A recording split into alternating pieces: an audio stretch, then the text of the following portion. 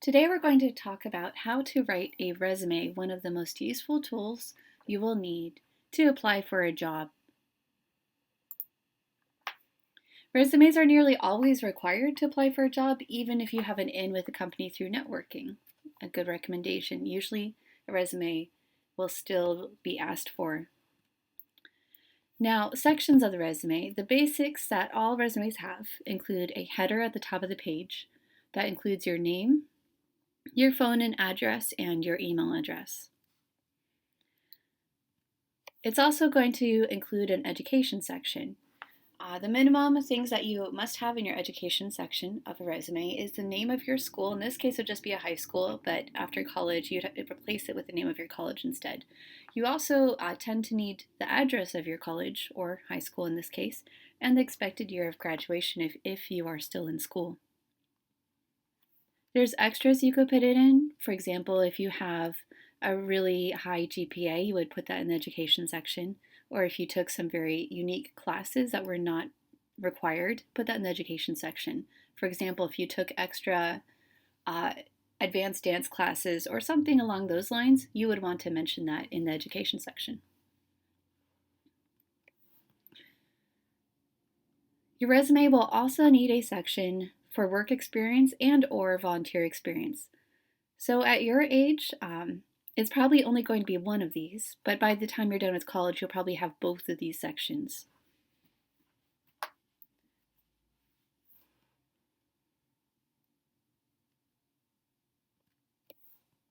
Later in your career, when you have more actual work experience, you would change the current order of your resume. Right now, the order you see here is the order you'd have it in as a student header, then education, and then work experience and or volunteer experience sections, because this really highlights where most of your current experience is, education.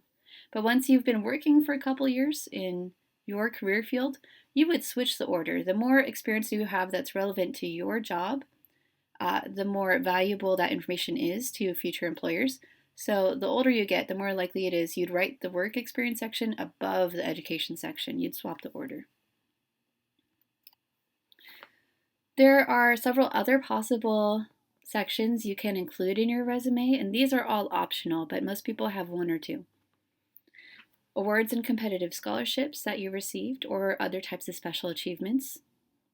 For example, even an article that you published in the school newspaper would count. Extracurricular activities, sports you played, clubs you were a part of, things like that. If you're bilingual, you definitely want to mention that because that is an excellent selling point.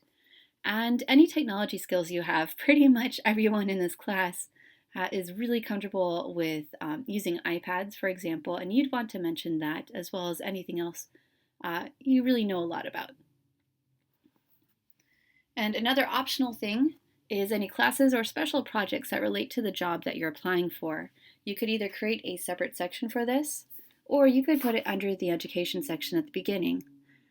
So for example, my first resume out of college, I created a section for this. I called it research.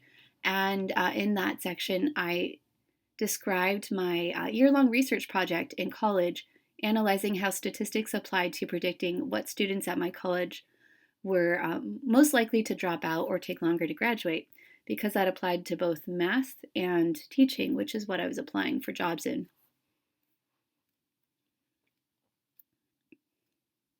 So those are the sections you would include or choose from on your resume. Let's talk about the style of your resume. You want your resume to make a good impression within 15 to 25 seconds, or the reader will never look at it again.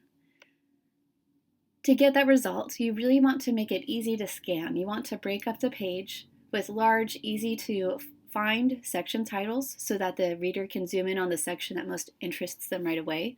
You want to use bullet points and avoid complete sentences so that they can be really quick in getting the immediate information they want.